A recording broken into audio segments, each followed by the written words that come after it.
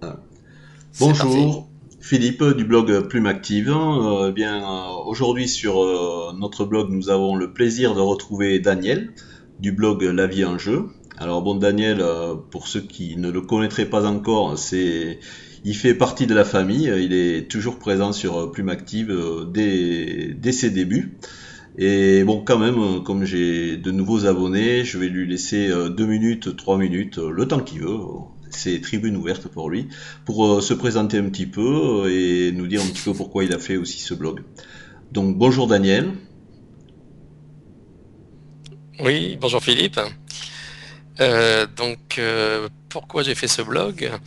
Euh, En fait, le démarrage, en fait, la première idée du blog est venue par ma nièce, je crois, qui m'a parlé d'un livre qui s'appelle Opération Bonheur. Ne me demande plus l'auteur, je ne sais plus comment elle s'appelle. Dans ce livre, en fait, elle raconte comment l'idée lui est venue de partager tout ce qu'elle va partager par son livre dans un blog. Et même c'était devenu carrément interactif entre son livre et son blog. Ce qui se passait dans ce qu'elle écrivait dans sa vie, elle le racontait dans le blog et dans le livre. Et ce qui se passait dans son livre, elle le racontait dans son blog. Et, euh, et puis, ça a très bien marché, c'est devenu un best-seller. Donc ma nièce m'a dit, tu devrais te pencher sur la question parce que c'est quand même une bonne façon de promouvoir un livre, c'est de créer un blog. Et à ce moment-là, s'est présentée la formation d'Aurélien Amaker, euh, qui était l'élève d'Olivier Roland, qui était ton formateur à toi. Donc au début, j'avais vu passer Olivier Roland, mais bon, ça m'a interpellé, mais j'avais pas l'argent à ce moment-là pour faire la formation. Et puis, quand Aurélien Amaker est arrivé, je l'ai très bien senti. Et à ce moment-là, j'avais l'argent pour faire sa formation à lui. Donc je me suis lancé, je me suis dit, bon, on verra bien ce que ça donne, hein. Ça peut être une belle expérience. Et ben on se prend au jeu, hein. Oui, c'est Je sûr. suis complètement. Oui, tu confirmes? Ouais. On se prend au jeu et en fait, le blog est devenu une extension en fait du livre et même bien plus que ça parce que euh, du blog me viennent plein d'idées, j'ai d'autres idées de livres qui me viennent, j'apprends plein de choses avec les blogueurs et ça c'était inattendu, c'était pas au départ, je m'attendais pas du tout à ça. Puis on fait des rencontres aussi incroyables avec des gens qui sont sur le même mode de pensée que soi. Et, euh, et donc voilà. Donc au départ c'était un blog sur la santé, le développement personnel. Et là maintenant, bon, ça se spécialise vraiment sur la guérison du cancer, parce que ben, les gens me demandent, ils me posent des questions, vu que moi je leur parle d'une expérience positive, d'une guérison réussie, et ben, ça les intéresse de savoir ce que j'ai fait, et savoir quels conseils je peux donner par rapport à leur démarche à eux, etc. Donc c'est devenu voilà, complètement interactif et euh, c'est assez marrant, mais depuis 8 mois que j'ai ce blog, il n'y a pas eu une semaine, parce que je publie un article toutes les semaines, il n'y a pas eu une semaine où je me suis dit qu'est-ce que je vais bien pouvoir écrire cette semaine. Non, à chaque fois, je sais déjà parce que j'ai eu un échange avec un blogueur, parce que j'ai eu un mail, parce que j'ai entendu parler de voilà, quelque chose par rapport au cancer, et je rebondis par rapport à ça. Et à chaque fois, ça s'est passé comme ça. Donc là, j'ai encore X sujets dans ma hotte. Là, j'ai une trentaine d'articles en attente. Et voilà, je les marque quelque part, sinon j'aurai la tête pleine. Et, et voilà, donc c'est un peu ce qu'on retrouve sur mon blog, la recherche en fait par rapport au cancer, au sens, non pas la recherche médicale, hein, c'est la recherche freelance, comme je dis. Voilà, je suis un chercheur freelance sur le cancer. J'essaie de trouver des solutions, essayer de comprendre. Voilà, depuis le début, j'essaie de comprendre qu'est-ce qui se passe, comment ça se fait qu'il y a des gens qui attrapent le cancer, attrapent entre guillemets bien sûr. Comment ça se fait que des gens ont une vie saine, ne fument pas, ne boivent pas, mangent bio et chopent le cancer, alors que d'autres ont une vie totalement sans dessus-dessous, vivent dans le stress et n'ont absolument aucune maladie. Hmm. Voilà, donc c'est toutes ces questions-là qui m'interpellent et je mène l'enquête en fait pour essayer d'y répondre. Ouais, d'ailleurs, j'encourage tous les gens qui nous écoutent à aller sur ton blog parce que c'est vraiment un blog très fouillé. Il y a des articles de fond et c'est pas un tous les mois, c'est vraiment récurrent. Et puis c'est un blog où on retrouve vraiment une approche holistique de la vie. Parce que Mm. bon, même si on n'est pas forcément touché par le cancer, on prend vraiment plaisir à lire les articles parce que voilà, c'est beaucoup plus large, même si évidemment il y a un cœur, le cœur du blog c'est quand même ça, mais c'est quelque chose que j'apprécie beaucoup depuis le début sur ton blog, c'est qu'il y a vraiment voilà, il y a, il y a un background beaucoup plus grand que ça. Mm. Donc Oui. tu nous évoquais justement le fait qu'il y avait un lien entre blog et livre. Oui. Donc, est-ce que peux nous faire un petit bilan là après quelques mois de démarrage de ton best-seller hein, personnel? Bon bah ça va être vite vu parce que euh, j'ai un gros problème de communication avec mon éditeur enfin dans mon sens il n'y en a pas, c'est dans l'autre sens qu'il y en a et apparemment il est débordé par la rentrée littéraire et là je lui demande depuis un mois qu'il me donne les chiffres et je ne sais absolument pas combien de livres Merci mon cancer se sont écoulés. Je sais que le premier mois il y en avait 300 qui étaient partis, ce qui était très bien. Ouais, Euh, Enfin bon, j'ai su que c'était très bien parce que moi j'y connais rien hein, dans le domaine de l'édition, hein, j'apprends là aussi. Et, euh, et bon, apparemment il me disait qu'il était très content, que ça se vendait bien, que il y avait des ventes régulières, donc il voyait une longue vie à mon livre parce que c'était toutes les semaines. Voilà, il disait que c'était pas des grandes quantités, mais chaque semaine il y avait quelques livres qui partaient. Et ça, bon, je pense que c'est dû au blog. Bah, de toute façon, ça ne peut être que dû au blog et au bouche à oreille.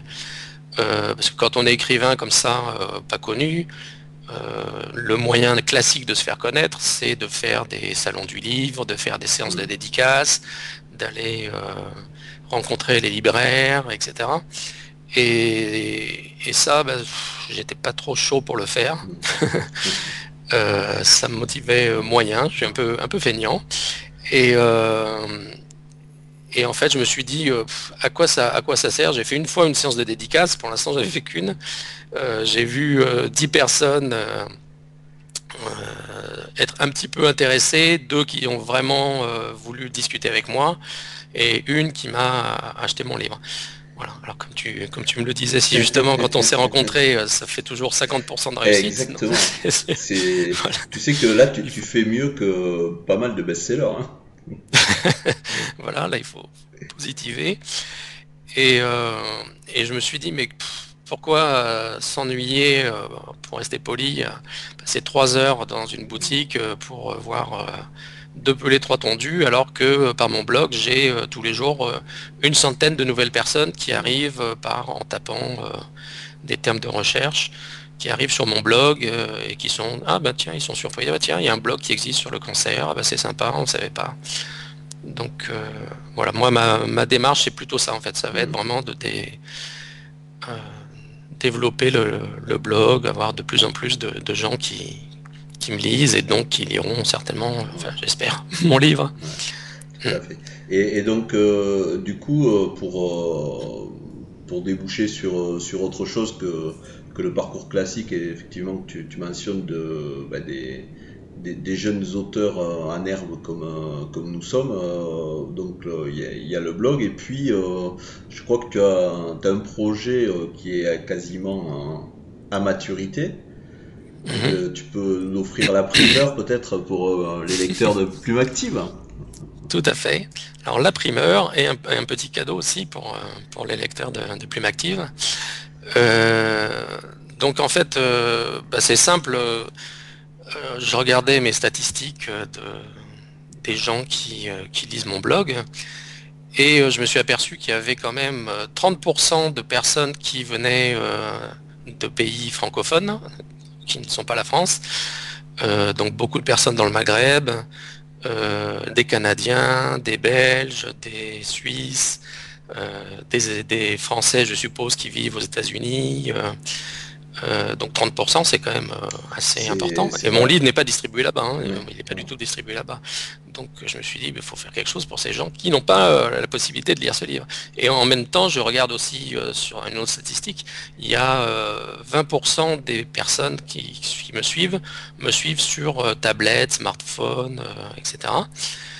Euh, donc si on suppose que ces gens-là sont pas les mêmes, ça veut dire qu'il pourrait y avoir jusqu'à 50% de gens qui seraient vraiment intéressés par me lire sur des tablettes. Mhm. Donc je me suis dit, bon ben, il faut absolument sortir un e-book, donc un format Kindle. Donc là, incessamment sous peu, je pense la semaine prochaine, va sortir le Kindle Amazon de Merci mon cancer. Euh, voilà. Et donc, pour les lecteurs de ton blog, euh, j'offre, suite à cette interview, une réduction qui sera de 40% par rapport au prix du livre, hein. Fantastique. Euh, comment? Je dis, c'est super. C'est super. Bon, l'e-book est moins cher que le livre, hein. Il est à Mhm. 30% moins cher que le livre, mais eux auront encore 10% supplémentaires. Donc ça fait dans les 8,40 €, quelque chose comme ça. Pour toutes les personnes qui commenteront l'e-book. Voilà, il faudra par contre commenter, non pas l'e-book, mais commenter cet article que tu vas faire donc avec cette interview. Voilà, ça va te faire une montée en flèche, j'espère, de tes commentaires. Voilà, ça sera sympa de mettre un commentaire pour pouvoir télécharger l'e-book. Ah, ok, ben, merci d'avance pour tous ceux qui regarderont cette interview. Et donc, changement de format, le contenu, bien sûr, reste le même. Au niveau du titre, tu vas garder ce titre-là ou tu fais une variante? Comment t'as des, J'y ai pensé en fait, bon, c'était un grand cas de conscience avec ça, on en a parlé déjà ensemble en plus. Et parce que bon, merci mon cancer, bon, ça heurte pas mal de gens, ça je m'en suis rendu compte. Surtout les gens qui ont été malades ou qui ont perdu des personnes du cancer, il y en a quand même pas mal. Euh, et je sais plus ce que je voulais dire. Oui, et puis il y avait aussi le mont cancer. Il y en a plein qui m'ont dit, mais malheureux, il faut surtout pas dire mon cancer, tu vas te l'approprier, après tu n'arrives plus à t'en débarrasser, etc. Alors, ce à quoi je rétorquais, ben non, c'était mon cancer à ce moment-là, comme disait Lisiane. Elle disait, oui, c'est comme on dirait ma voiture, mais ta voiture, tu la gardes pas toute ta vie, tu t'en ouais. débarrasses à un moment donné. Voilà, ben, à un moment donné, je me suis débarrassé du cancer. C'est merci pour ce que tu m'as apporté comme message. Merci de m'avoir ouvert les yeux. Merci de m'avoir fait comprendre tout ce que j'ai compris. Maintenant, adieu. Adieu et ne reviens plus. Voilà, c'est plutôt ça. Hmm. Et bon, donc, je voulais un peu changer le titre par rapport à tout ça. Et puis, je me suis dit, bon voilà, je vais sortir un autre titre et il va falloir que j'explique. Oui, alors ce titre correspond à Merci mon cancer, il va falloir que je fasse un article explicatif, etc. Ouais, Je me suis dit, bon, ça va être c'est. compliqué en Hmm. fait. Les gens vont s'y perdre, ils vont se dire, ah bah tiens, c'est le deuxième livre de Daniel Bernstein. Non, bah non, je me suis dit, bon, je vais garder le titre, tant pis, on va jusqu'au bout avec celui-là. D'accord. Et puis, voilà. Donc tu vas être obligé de faire un autre bouquin après pour la Tout à suite, fait. hein. Tout à fait. Bon ben, les gens m'encouragent à le faire, hein. Je suis content. Ben Les oui. gens, bah, ce qui revient en général, c'est que des critiques qui sont en général très positives, hein, du livre. Ce qui revient en général, c'est que ça se lit très bien, c'est très fluide. Les gens disent que je suis né pour écrire. Bon, je sais pas si c'est vrai ou pas. En tout cas, bon, Si, ça fait si. plaisir. Et les gens le lisent très vite. Voilà, ils disent voilà, j'ai pas pu en décrocher en 2 3 jours. J'avais fini de le lire parce qu'il y a un suspense, parce que ça se lit vraiment, tout s'enchaîne. C'est d'une logique implacable. Donc voilà, ça revient toujours. Donc je me dis que bon, j'ai peut-être un talent pour ça, donc ça serait dommage de pas continuer. Tout à fait. Et bon, même si j'arrive pas à convaincre, il y a des personnes qui n'ont pas été convaincues certains aspects du livre, notamment le décodage biologique qui plaît pas à tout le monde, notamment la spiritualité où certains sont toujours hermétiques. Même si je les convainc pas surtout, au moins voilà ils sont pris dans le flux de ce que je raconte et j'essaye de les amener quelque part et apparemment ben, ils vont jusqu'au bout avec moi. Pour ton blog, en termes d'actualité, avec la rentrée, est-ce que tu as prévu une évolution sur les sujets ou tu continues dans la lignée de ce que tu as fait depuis ces 8 mois? Donc, avec la rentrée là, qui s'annonce, au niveau évolution du blog, est-ce que tu vas continuer dans la lignée éditoriale ou est-ce que par rapport à la masse considérable de commentaires que tu as, est-ce que t'as des choses que tu vas rajouter ou changer? Non, bah, je pense que je suis assez bien dans mon blog en ce moment tel qu'il est.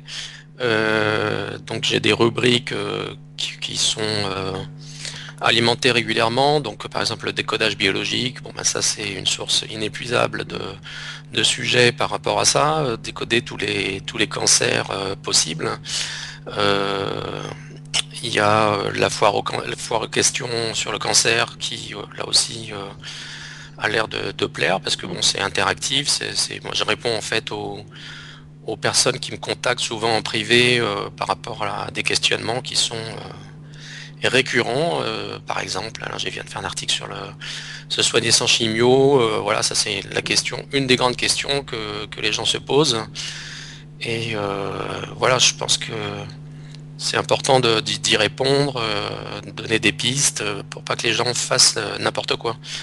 Bon, je dis pas que n'allez pas croire que dire soigner sans chimio, c'est faire n'importe quoi. Il y en a qui s'en sortent très bien.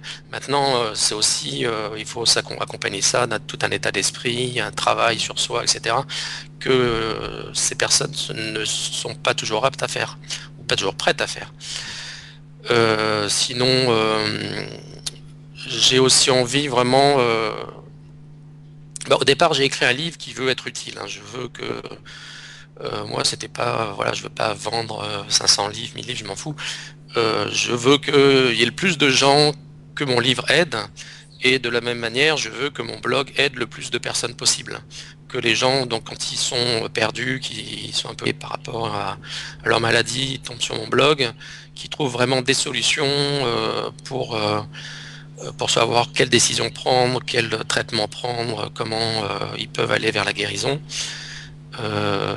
Donc je vais faire par exemple, là je pense parler plus du myélome, parce que bon c'est la maladie que j'ai eue, qui est un cancer de la moelle osseuse. Et j'ai de plus en plus de gens d'ailleurs qui viennent en tapant myélome, ils arrivent sur mon blog. Et donc j'ai envie de contacter toutes ces personnes pour essayer de trouver des points communs en fait dans nos histoires, parce que comme je le raconte en long, en large et en travers, le côté psychologique est énorme donc dans la déclaration du cancer. Et donc je vais essayer de savoir par un petit questionnaire qu'est-ce qui fait que les gens développent un myélome, qu'est-ce qui dans leur vie récente par rapport à la maladie en général, bon, il se passe toujours quelque chose dans l'année qui précède la maladie et dans leurs pensées, dans beaucoup de choses aussi qui sont ancrées depuis tout petit aussi. Qu'est-ce qui fait que voilà, ça va se déclencher, que ça va être un myélome et pas une grippe ou une douleur au genou. Voilà. Et voilà, ça je pense que c'est vraiment un truc auquel je veux m'attaquer, j'y tiens plus que tout parce que ça pourra vraiment donner des pistes et voilà, essayer de regrouper tout ça sous forme d'un e-book peut-être, je sais pas.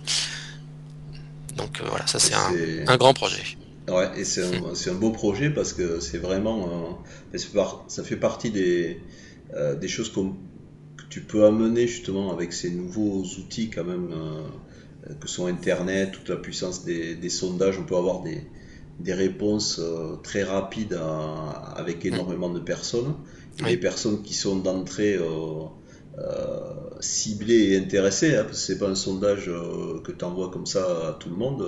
Là, ce sera Mhm. vraiment très très qualitatif. Donc ouais, c'est vraiment une très très bonne idée. Ça fait beaucoup de travail tout ça quand même, hein, pour pour cette rentrée. Je te souhaite bien du courage là-dessus et on va attendre les résultats avec impatience. Mhm. Je voulais te poser deux ou trois petites questions sur des bouquins. Sur Plume Active. Oui. J'ai commenté il n'y a pas très longtemps le deuxième tome du Principe Lola. Je sais Mhm. que c'est un bouquin, le premier tome qui t'est cher. Mhm. Tu en as parlé plusieurs fois. Est-ce que tu envisages de lire le deuxième tome ou Ah oui, pas? tout à fait. Ouais. Oui, oui, bien sûr. Ouais, bon, Ouais, ouais. tu as Mhm. encore du temps pour lire un bouquin sur le non-temps. On le trouvera, on le trouvera. Ben, le premier tome du Principe Lola, je le classe dans mes top 3 des livres les plus importants que j'ai lus. J'adore vraiment la façon dont il s'exprime. C'est quelqu'un qui est vraiment très structuré. Ah ouais, C'était un économiste au départ, hein, ouais, René Egli, suisse-allemand en plus, donc très structuré.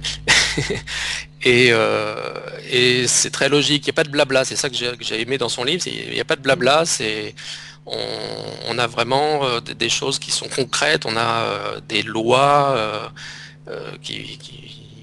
presque immuables, on peut même pas les contredire, tellement c'est évident quand il explique les choses.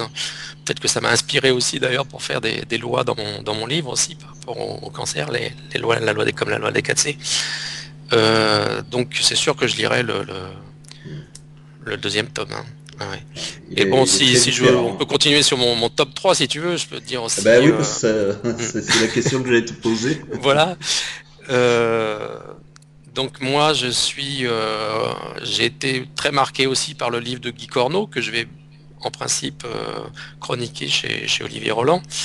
Guy Corneau qui est un psychanalyste ou thérapeute, psychothérapeute, oui, canadien, qui a été atteint d'un cancer assez grave, hein. Il était même condamné, hein. Et, euh, et il a réagi de la même manière que moi. Il s'est dit, bon voilà, qu'est-ce que je mets en place pour me guérir? Bon, ok, il y a la chimio, mais la chimio, c'est pas la solution.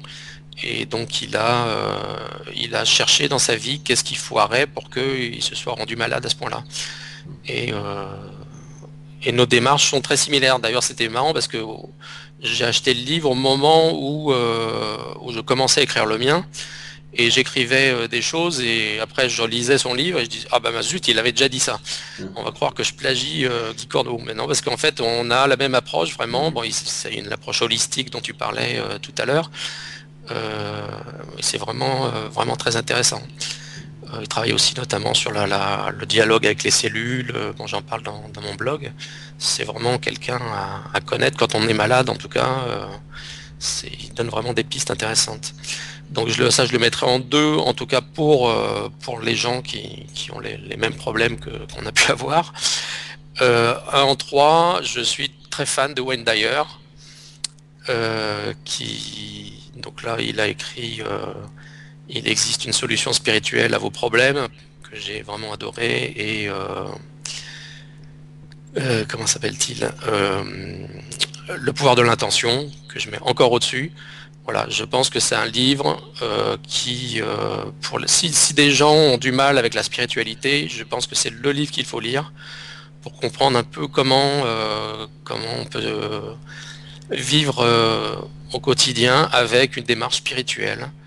Euh, Essayer toujours de